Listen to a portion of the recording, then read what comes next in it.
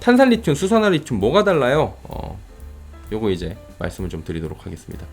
일단은 요 기사를 한번 보시면 배터리 핵심 광물 잡으라고 그냥 완성차부터 난리 났어요 지금. 예. 포드도 막 지금 앨범알, SQM 막 해가지고 막 난리 났습니다. 그리고 각국은 막 걸어 잠궈요. 칠레 가지고 있는 나라들 막 볼리비아, 칠레 가지고 있는 나라, 리튬 가지고 있는 나라들 막 걸어 잠궈요 문을 지금. 예. 각국의 문을 걸어 잠굽니다. 다 국유화시켜, 멕시코 국유화시켜 버리고 막 볼리비아, 그다음에 칠레, 그다음에 또 어디야? 나이지리아도 그러나 하여튼 뭐 아프리카 국가들, 그다음에 남미 국가들 많이 그래요 지금. 예. 걸어 잠굽니다. 왜? 이게 굉장히 그 자원으로서의 가치가 어마어마하기 때문이죠. 옛날에 석유랑 똑같은 거예요. 유전이랑. 그래가지고 공급망 전쟁이 거세지고 있고요. GM 같은 경우에도 캐나다 리튬 광산 뭐 투자하는 계획 발표하고, 포드도 그렇고, 그리고 엑스모빌도 리튬 생산에 돌입했다. 결국엔 리튬이 굉장히 그 중요하다는 건 알고 있고, 리튬에 주목해야 되는 것도 알고 있고, 우리나라 업체들도 지금 리튬이나 아니면 코발트나 니켈이나 흑연이나 이런 거 찾기 위해서 분주하게 계속 자원외교하면서 각 기업들이 나가고 있는 거잖아요. 그래서 그 기업들의 주목을 해야 되는 거고요. 근데 궁금한 게 생기죠. 예, 리튬에 대한 중요성 모두가 알고 있고요. 리튬을 확보했고 더 많은 양을 확보하기 위해서, 왜냐하면 수요가 넘치니까 이 전기차 만드는데 아직도 부족하다는 거죠. 그래서 노력을 하고 있는 거예요. 리튬에 대한 중요성 다 알고 있는데, 근데 탄산 리튬하고 수산화 리튬 뭐가 다르니? 이렇게 저한테 여쭤보시더라고요. 그리고 이거 한번 해드려야 될 것 같아가지고 가지고 왔습니다. 자, 공정 과정 이런 거 너무 복잡해져요. 그리고 막 원소기호 있고 막 화학이고 막 복잡해요. 됐고요. 탄산 리튬에 수산화칼슘 넣고 추가 건조 과정 거치면 수산화 리튬입니다. 예, 탄산 리튬을 과정을 거치면 수산화 리튬이 돼요. 예, 그냥 복잡한 거 빼고 이렇게 된다고 보시면 됩니다. 아이고, 감사님 감사합니다. 닉네임이 감사하시네요. 탄산 리튬, 수산화 리튬 쓰임이 달라요. 예, 얘네 둘이 다를 거 아니에요. 그러니까 이름부터 다르고 가격도 다르고 쓰임이 다르잖아요. 이유는 뭐예요? 양극재에 들어가는 니켈 때문인데, 니켈이 다른 원료들과 이제 결합된 게 뭐예요? 전구체죠. 그 전구체가 리튬과 결합해서 양극재가 되는 거예요. 이런 과정이 겹쳐지는데, 그럼 니켈하고 리튬이 잘 만나갖고 그렇게 우리끼리 잘 한번 해보자 그러면서 막 악수를 하고 막 잘 비벼야 되는데, 수산화 리튬은 니켈이 많이 들어간 전구체와 반응이 탄산 리튬보다 용이하다는 거죠. 한마디로 니켈이 많이 들어간 곳에서 수산화 리튬을 썼을 때 퍼포먼스가 잘 난다는 거예요. 그럼 니켈이 많이 들어간 건 뭐예요? 하이엔드급, 3원계죠. 9반반 이런 것들. 9반반이 뭐예요? 니켈이 9라는 거잖아요.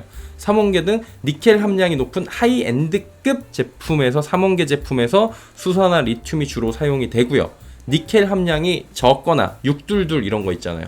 622 이런 적은 곳이나, 근데 거기도 아마도 수산화 리튬 쓰려고 할 거예요.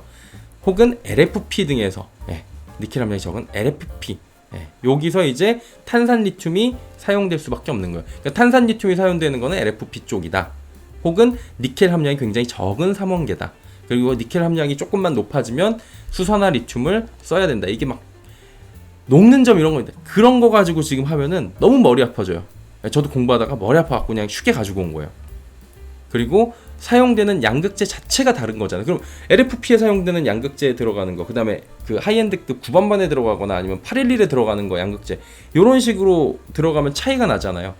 어디에 쓰이는지 차이가 있으니까 당연히 가격도 차이가 날 수밖에 없는 거 아니겠어요? 여기 보시면은 이게 왼쪽이 탄산 리튬 가격이고 오른쪽이 수산화 리튬 가격인데, 이거는 종료 가격이라고 보지 마시고 그냥 요렇게 일자로 쭉 간다라고 요렇게 보시면 돼요. 요렇게 이어졌다라고 보시면 돼요. 얘도 살짝 올라갔거든요. 근데 수산화 리튬 가격은 어느 정도 지금 안정세를 보이면서 조금씩 올라가고 있는 상황이고, 급락이 나왔다가, 이 탄산 리튬 가격은 급락 나왔다가 지금 올라갔다가 횡보세를 보이고 있어요. 횡보세 같이 보이고 있죠. 어느 정도 커플링이 되는 부분도 있는데 가격 자체는 좀 달라요. 가격 자체는 수산화 리튬이 더 비싸요. 탄산 리튬이 통상 수산화 리튬보다 한 40%, 50%가량 저렴하다고 시장에서 나오는데, 왜 가격의 차이가 있냐면 쓰임의 차이가 있기 때문이에요. 그리고 탄산 리튬, 수산화 리튬이 무조건 커플링돼서 움직이지는 또 않아요. 왜냐면은 사용되는 사용처가 다르고, 사용되는 대륙이 주로 다르고, 사용되는 용처가 다르기 때문에 같이 움직이기도 하지만 다르게 움직이기도 하는 이유가 이런 이유 때문. 쉽게 얘기해서 사용되는 양극재 자체가 폼이 다르다는 거죠. 탄산 리튬은 LFP나 니켈 함량이 적은 3원계에서 사용된다고 말씀드렸잖아요. 주로 사용하는 지역은 그러면 LFP 하면 어디예요? 중국 쪽이겠죠. 아니면 저가 아세안 쪽이겠죠. 그러면은 이 회사는 중국계가 많을 수밖에 없어요. 그러면은 LFP 계약을 할 때 장기간 계약을 합니까? 얘네는 스팟성 계약을 합니까? 그때그때 계약을 하죠. 그러니까 스팟성 계약에 의존하는 게 LFP의 특성인 거예요. 그러다 보니까 가격이 탄산 리튬 가격을 탄산 리튬을 계약하는 것 자체도 LFP처럼 스팟성으로 계약을 하는 거예요. 그때그때. 그러면 장기적인 계약 공급이 안 되니까 그때그때 움직임에 따라서 얘네들은 막 움직여요. 근데 수산화 리튬은 누구한테 사용돼요? 삼원계한테 사용되죠. 삼원계는 누가 써요? 주로 이제 우리나라 배터리들이 보통 긴 거리 하는 애들 그런 데서 쓰잖아요. 그럼 여러분이 잘 알고 계시던 얘네들은 어떤 계약이에요? 바인딩 계약 위주입니다. 장기 계약이 되기 때문에 리튬 가격도 장기 계약을 따져갖고 가격이 좀 유지가 되고 탄산 리튬보다 변동성이 좀 적게 가는 추세가 나오는 거예요. 그리고 최근에 중국에서 보조금 축소 이런 얘기 있잖아요. 그러다 보니까 LFP 재고가 쌓이겠어요? 안 쌓이겠어요? 쌓이죠.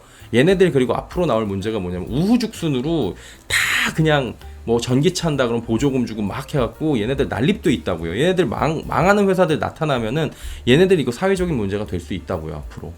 그러면은 LFP 재고가 이미 쌓여가지고 가격이 하락할 거 아니에요? 여기 갖고 중국이 또 가격이 이렇게 쭉 내려가니까 생산량 조절해라, 탄산리튬 캐는 거 중단하고 생산량 조절해라, 그러면서 가격이 다시 올라가는 모습들도 중국 당국에서도 이거 탄산리튬 가격을 조절을 좀 해요. 그래도 중국에서 수입하는 수산화 리튬 비중은 3년 연속 80%가 지금 넘어가고 있는 상황입니다. 그래갖고 포스코홀딩스는 이거 지금 아르헨티나에서 받아가지고 막 하고 있고, 에크프로 이노베이션이 탄산리튬을 수산화 리튬으로 바꾸는 거잖아요. 국내 기업들이 빠르게 수산화 리튬 생산량을 늘리면서 의존도를 줄이려는 추세가 나타나고 있는데, 지금 당장은 중국 의존도가 여전히 좀 있긴 하다. 근데 우리나라 기업들이 줄이려는 추세가 나타나고, 이건 써야 되는 건데 우리나라 기업들이 이걸 만들고 있다. 그러면은 그 기업들의 그래도 주목을 해볼 필요는 당연히 있겠다라고 결론이 나올 수 있겠죠.